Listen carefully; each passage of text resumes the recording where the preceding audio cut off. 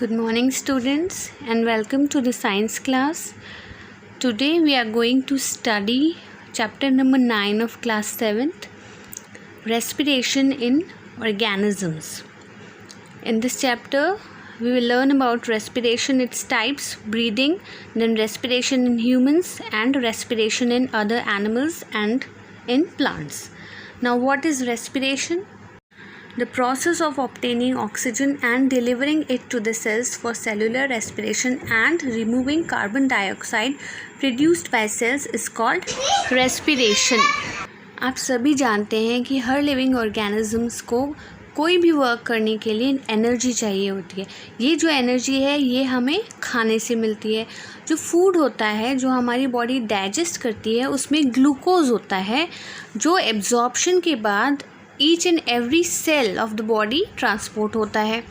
Glucose oxidised होता है in presence of oxygen to release energy, water and carbon dioxide. इस process को हम रेस्पिरेशन कहते हैं. ये सेलुलर रेस्पिरेशन भी कहलाता है क्योंकि ये सेल्स के अंदर होता है. रेस्पिरेशन 2 टाइप्स का होता है, aerobic respiration and anaerobic respiration. Aerobic respiration ऐसा रेस्पिरेशन जो कि ऑक्सीजन की प्रेजेंस में हो रहा हो वो एरोबिक रेस्पिरेशन होगा, और एनएरोबिक रेस्पिरेशन ऐसा रेस्पिरेशन जो कि ऑक्सीजन की प्रेजेंस में नहीं होता है वो एनएरोबिक रेस्पिरेशन कहलाता है. ये दोनों सेल्यूलर रेस्पिरेशन के टाइप्स हैं. आगे हम पढ़ेंगे जो रेस्पिरेशन है उसकी 2 स्टेजेस होती हैं, एक्सटर्नल रेस्पिरेशन और इंटरनल रेस्पिरेशन.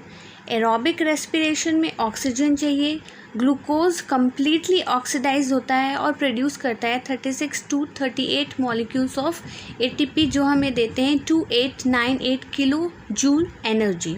ये साइटोप्लाज्म और माइटोकॉन्ड्रिया के अंदर होता है. See the equation, it forms carbon dioxide, water and energy. This energy is used in various processes like excretion or cell division, growth, muscle contraction, etc. Then next is anaerobic respiration. Takes place without oxygen. Glucose is not completely broken down, releases only 2 ATP and takes place in the cytoplasm. An example, it takes place in human muscles, yeast and microbes which are present in mud. Equation देखिए, जो glucose है वो carbon dioxide plus ethanol बना रहे हैं और muscles में it forms lactic acid. हमने अभी पढ़ा कि जो एनएरोबिक रेस्पिरेशन है it takes place in yeast and in muscles. अब ये कब होता है, आइए इन्हें हम समझते हैं. ईस्ट माइक्रोब है जो एरोबिकली और एनएरोबिकली दोनों तरह से रेस्पायर कर सकता है. जब ऑक्सीजन प्रेजेंट होती है तो वो एरोबिकली रेस्पायर करता है and in absence of oxygen it respires anaerobically to produce alcohol. इस प्रोसेस को हम फर्मेंटेशन कहते हैं. और जो ईस्ट है एक फंजा है जो कि कमर्शियल इंडस्ट्रीज़ में यूज़ होता है like bakery and brewing. Now next is anaerobic respiration in muscles. Muscles में विग्रस मूवमेंट होता है. जब एरोबिक रेस्पिरेशन की रेट ज़्यादा होती है तब वो carbon dioxide plus water and plus energy release करता है. बट जब ऑक्सीजन प्रेजेंट नहीं होती है या फिर जब हम ज़्यादा एक्सरसाइज कर लेते हैं, जब ऑक्सीजन हमारी बॉडी में कम्प्लीटली सप्लाई नहीं होती है तब जो मसल्स हैं उनमें ऑक्सीजन डेफिशिएंसी हो जाती है जिसे हम ऑक्सीजन डेट कहते हैं. ये जो ऑक्सीजन डेट है ये मसल सेल्स इसमें एटीपी प्रोड्यूस करती है विदाउट ऑक्सीजन. जो ग्लूकोज मॉलिक्यूल्स होते हैं वो पार्शली ब्रेक डाउन होते हैं इनटू लैक्टिक एसिड.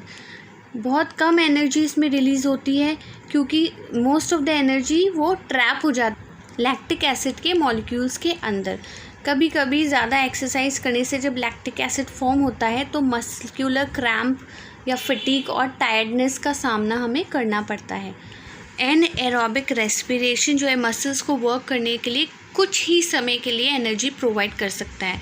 फिर जब लैक्टिक एसिड बनता है तो क्रैम्प्स हो जाते हैं. इसीलिए जो लैक्टिक एसिड है इसको पूरी तरह से ब्रेक डाउन करना पड़ता है ऑक्सीजन से. ऑक्सीजन की वो वॉल्यूम जो कि लैक्टिक एसिड को कम्प्लीटली ऑक्सीडाइज करने के लिए चाहिए वो कहलाती है ऑक्सीजन डेप्थ। अब हम एरोबिक और एनएरोबिक रेस्पिरेशन में डिफरेंसेस बता सकते हैं। एरोबिक रेस्पिरेशन हर लिविंग सेल में होता है, जबकि एनएरोबिक रेस्पिरेशन कुछ प्लांट्स में, ईस्ट में और माइक्रो ऑर्गेनिजम्स में होता है। एरोबिक रेस्पिरेशन में ऑक्सीजन इज़ रिक्वायर्ड, एनएरोबिक में ऑक्सीजन नहीं चाहिए होती है। एरोबिक रेस्पिरेशन में large amount of energy is released and in anaerobic respiration small amount of energy is released. Aerobic respiration में glucose is completely oxidized into carbon dioxide and water, and in anaerobic respiration it forms lactic acid and releases some amount of energy. Now next is the mechanism of ventilation or breathing. जो respiration में है इसमें दो steps होते हैं, inhalation and exhalation, जिसे हम inspiration और expiration भी कहते हैं। हमने पढ़ा था अभी जो इंटरनल रेस्पिरेशन होता है, मतलब सेल्यूलर रेस्पिरेशन, जो मेटाबॉलिक प्रोसेस है जो कि सेल्स के अंदर होता है, जो कि एंजाइम्स के कंट्रोल में होता है। It is of two types, aerobic and anaerobic respiration.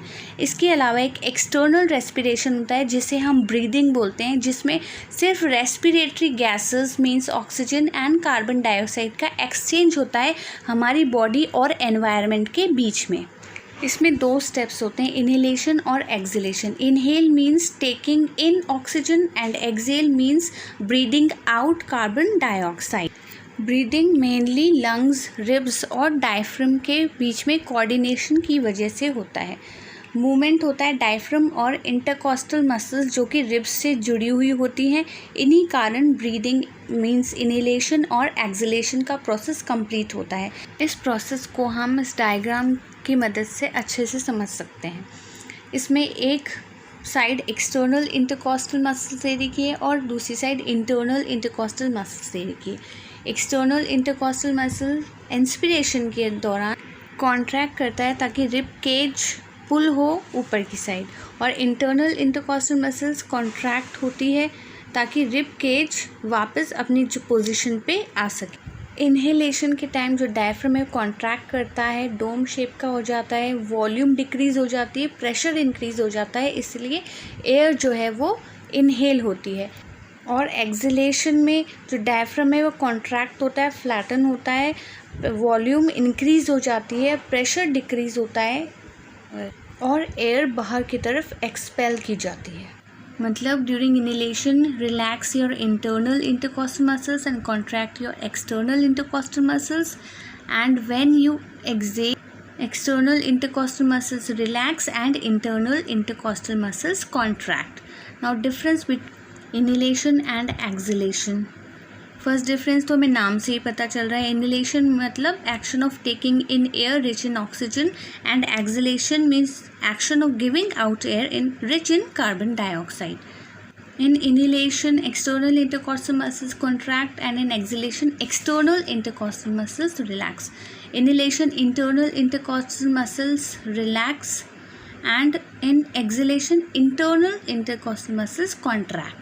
Inhalation में जो डायफ्राम है कॉन्ट्रैक्ट और फ्लैट हो जाता है, एक्सहेलेशन में relax and it returns to dome shape. Now next is difference between breathing and respiration. Breathing सिर्फ गैसेस का एक्सचेंज होता है, वाइल इन रेस्पिरेशन ऑक्सीडेशन होता है फूड का। ब्रीदिंग एक फिजिकल प्रोसेस है, रेस्पिरेशन इज बायोकेमिकल प्रोसेस है।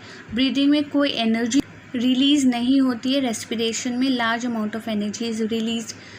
ब्रीदिंग जो है वो कार्बन डाइऑक्साइड रिलीज़ करता है और रेस्पिरेशन में कार्बन डाइऑक्साइड प्रोड्यूस्ड होती है। ब्रीदिंग में एंजाइम्स इन्वॉल्व नहीं होते, and in respiration respiratory enzymes are involved. एक पूरी ब्रेथ जो है वो इनहेलेशन और एक्सहेलेशन का सम है। ब्रीदिंग रेट या रेस्पिरेटरी रेट क्या है? Number of breaths a living beings takes per minute, मतलब एक मिनट में वो कितनी सांस लेता है वो उसकी ब्रीदिंग रेट या फिर रेस्पिरेटरी रेट होती है। ये जो ब्रीदिंग का प्रोसेस है ये मेडुला जो ब्रेन में होता है पार्ट वो कंट्रोल करता है। ब्रीदिंग रेट जो है वो पर्सन टू पर्सन डिफ़र करता है और एज के अकॉर्डिंग भी डिफ़र करता है। जो न्यू बॉर्न्स होते हैं उनकी रेस्पिरेशन रेट 40 to 80 पर मिनट होती है, इन्फेंट्स की 30 रेस्पिरेशन पर मिनट, एडल्ट्स की 15 to 18 ब्रेथ्स पर मिनट, ब्रीदिंग रेट एक्सरसाइज और रनिंग में और ज़्यादा बढ़ जाती है। Next important topic is respiration in humans. हमें पता है जो रेस्पिरेटरी ऑर्गन है ह्यूमंस में वो लंग्स होते हैं। इसकी पाथ जो है वो सबसे पहले nostrils, then pharynx, then trachea, then bronchi, bronchioles, lungs and alveoli. सबसे पहले एयर एंटर करती है नॉस्ट्रल्स में, जो कि जो डस्ट पार्टिकल जर्म्स को ट्रैप कर लेता है अंदर, और फिर उसके बाद फेरिंग्स की तरफ भेज देता है। जो फेरिंग्स है उससे एयर जो है ट्रैकिया या विंड पाइप में जाती है, जो आगे जाकर 2 ब्रांचेस में डिवाइड होता है, जिसे हम ब्रोंकाई कहते हैं। हाँ, ये जो दोनों ब्रोंकाई एक एक लंग्स के अंदर जाते हैं और वहाँ पर बहुत सारी ब्रांचेस बनाते हैं, जिसे हम ब्रोंक्यूल्स बोलते हैं। लंग्स स्पंज लाइक सैक्स जो कि रिब केज से प्रोटेक्टेड रहते हैं। लंग्स के अंदर जो ब्रोंक्यूल्स हैं वो और ज़्यादा डिवाइड होते हैं और एक ट्री लाइक स्ट्रक्चर फॉर्म करते हैं, जिसे हम एल्वियोलाई कहते हैं। ये एयर बैग्स की तरह होते हैं, जिसमें बहुत सारे ब्लड वेसल्स होते हैं इसके चारों तरफ, जहाँ पर गैसेस का एक्सचेंज होता है। See the diagram showing the various respiratory organs in human, जिसमें से मेन रेस्पिरेटरी स्ट्रक्चर होता है लंग्स।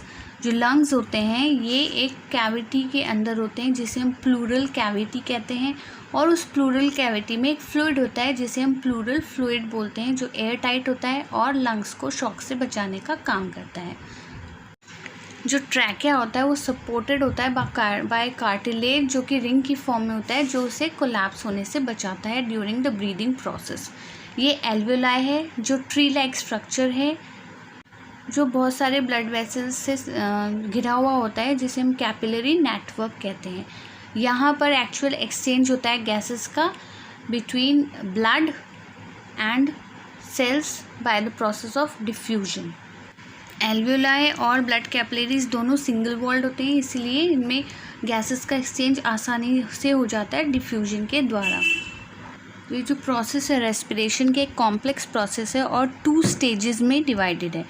फर्स्ट स्टेज है जिसमें जो फूड है in the form of glucose ये पायरुविक एसिड प्रोड्यूस करता है थ्रू मैनी स्टेप्स, जिसे हम ग्लाइकोलाइसिस बोलते हैं। और सेकेंड स्टेज है क्रेब्स साइकिल या फिर ट्राई कार्बोक्सिलिक एसिड साइकिल, जिसमें पायरुविक एसिड में बहुत सारे चेंजेस होते हैं डिपेंडिंग ऑन द अवेलेबिलिटी और नॉन अवेलेबिलिटी ऑफ ऑक्सीजन। जब ऑक्सीजन प्रेजेंट होती है तो पायरुविक एसिड कार्बन डाइऑक्साइड और वाटर रिलीज़ करता है, और अगर ऑक्सीजन नहीं होती है तो pyruvic acid forms carbon dioxide and alcohol releasing small amount of energy. जब ऑक्सीजन प्रेजेंट होती है तो ये जो पायरुवेट है ये माइटोकॉन्ड्रिया के अंदर एंटर करता है, जहाँ की उसका फुल ऑक्सीडेशन होता है। एरोबिक रेस्पिरेशन में हमें 38 ATP मिलते हैं, जिससे हमें बहुत सारी एनर्जी मिलती है। Now respiratory structures in some animals, जहाँ पर गैसेस एक्सचेंज होता है, कहाँ पर हो सकता है? क्रॉस प्लाज्मा मेम्ब्रेन, इंसेक्ट्स में ट्रैकियल सिस्टम से, फिशेस में गिल्स से, through skin and through lungs. वो रेस्पिरेटरी स्ट्रक्चर होना कैसा चाहिए? Should be moist, thin, large surface area पर वॉल्यूम एंड नेटवर्क होना चाहिए ब्लड कैपिलरीज का उसके अराउंड। गैसेस एक्सचेंज होता है ऑक्सीजन और कार्बन डाइऑक्साइड का बिटवीन एनवायरनमेंट एंड ऑर्गेनिज्म। ये जो छोटे यूनिसेलुलर ऑर्गेनिजम्स होते हैं उसमें सिंपली डिफ्यूजन के थ्रू ही हो जाता है। रेस्पिरेटरी सरफेस वो एरिया होता है जहाँ पे एक्चुअल गैसेस एक्सचेंज होता है। ऑर्गेनिजम्स ऑक्सीजन 2 तरीके से ले सकते हैं, या तो डायरेक्टली फ्रॉम द एटमॉस्फेयर, या फिर जो एक्वेटिक हैं वो डिजॉल्व्ड इन वाटर। जो यूनिसेलुलर ऑर्गेनिजम्स होते हैं जैसे अमीबा, पैरामीशियम, वो एक ही सेल के बने होते हैं और उनकी जो प्लाज्मा मेम्ब्रेन होती है बहुत ज़्यादा थिन होती है, इसीलिए जो गैसेस एक्सचेंज है वो उनमें डिफ्यूजन के थ्रू ही आसानी से हो जाता है, प्लाज्मा मेम्ब्रेन के थ्रू। स्मॉल साइज होने से रेट ऑफ डिफ्यूजन इंक्रीज हो जाता है। थिन प्लाज्मा मेम्ब्रेन है तो rapid diffusion of gases takes place, इसीलिए इन्हें किसी स्पेशलाइज्ड रेस्पिरेटरी ऑर्गन या स्ट्रक्चर की ज़रूरत नहीं पड़ती है। नेक्स्ट इज़ रेस्पिरेशन और ब्रीदिंग इन अर्थवर्म। अर्थवर्म के भी कोई रेस्पिरेटरी सिस्टम नहीं होता है, उनकी जो स्किन है बहुत ज़्यादा थिन और मॉइस्ट होती है, और इसी वजह से ऑक्सीजन और carbon dioxide can exchange directly through their skin. Next is respiratory structures in insects. Insects में हम कॉकरोच का रेस्पिरेटरी सिस्टम पढ़ते हैं। इसमें कॉकरोच में ट्रैकियल सिस्टम पाया जाता है, जिसमें छोटे छोटे ब्रांचेस होते हैं, ट्रैकी कहते हैं जिन्हें, और बहुत सारी ब्रांचेस में डिवाइडेड रहते हैं। जो ये इंसेक्ट्स होते हैं इसमें छोटी छोटी ओपनिंग्स होती हैं बॉडी की साइड में, जिन्हें हम स्पायरेकल्स कहते हैं। ये स्पायरेकल्स अंदर जाके ट्रैकी से जुड़े होते हैं। ट्रैकी further branch into smaller tubes, जो कि बॉडी सेल्स में से कांटेक्ट में होते हैं। जो एयर होती है वो डायरेक्टली स्पायरेकल्स से अंदर जाती है, ट्रैकी से पास होती है, फिर उसकी ब्रांचेस में जाती है। जो एक्सचेंज है गैसेस का वो बॉडी सेल्स और ये जो स्मॉल ट्यूब्स होते हैं इनके बीच में होता है। स्पायरेकल्स में वॉल्व्स भी होते हैं ताकि वो अलाउ कर सके कि एयर को कब बाहर जाना है और कब अंदर आना है। ये ट्रैकी ब्रांच ट्यूब्स होते हैं जो स्पायरेकल्स से अंदर जाते हैं। इसमें बहुत सारे रिंग्स होती हैं, जैसे ह्यूमंस के ट्रैकिया में होती है, जो इसको कोलैप्सिंग से बचाती है।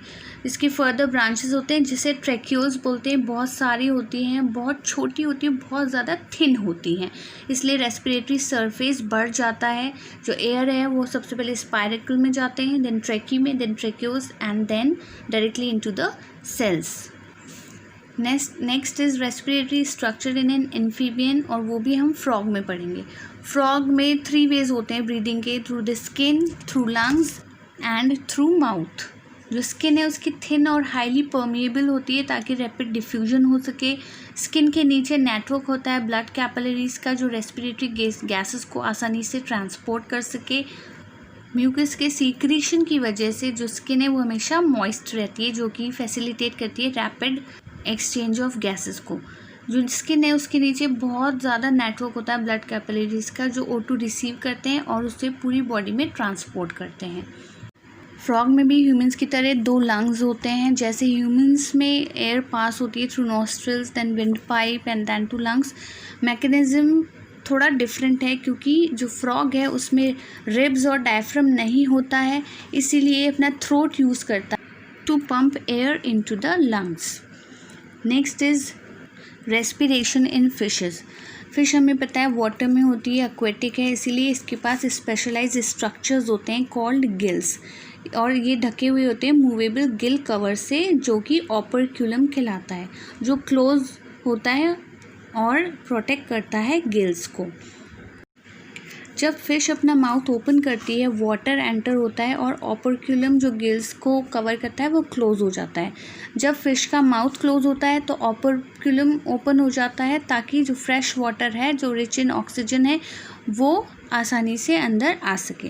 जो वाटर है जैसे गिल्स से जाता है तो एक्सचेंज होता है गैसेस का, और ऑक्सीजन फ्रॉम द वाटर ये डिफ्यूज हो जाती है इनटू द ब्लड, और जो कार्बन डाइऑक्साइड है वो गिल से बाहर निकल जाती है।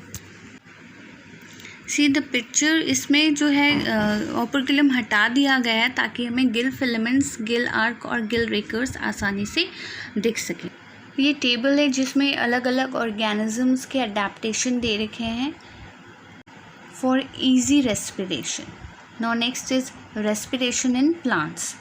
लिविंग बींग्स की तरह प्लांट्स भी ब्रीथ करते हैं। प्लांट्स जो है वो कार्बन डाइऑक्साइड इनहेल करते हैं और ऑक्सीजन एक्सहेल करते हैं, और ये सब होता है through small pores called as stomata, जो कि लीव्स की सरफेस पर पाए जाते हैं। जो ओल्डर रूट्स होती हैं उसमें लेंटिसेल्स होते हैं, छोटे छोटे पोर्स, जिससे कि रूट्स जो हैं वो रेस्पायर करती हैं। दिन के समय प्लांट्स फोटोसिंथेसिस करते हैं, जिसमें वो कार्बन डाइऑक्साइड अंदर लेते हैं और ऑक्सीजन इवॉल्व करते हैं, और रात के समय रेस्पिरेशन करते हैं जिसमें वो ऑक्सीजन अंदर लेते हैं और CO2 इवॉल्व करते हैं। That's the end of our chapter. Thank you students. I'll be back soon with the next video. Till then, keep focused and keep studying hard.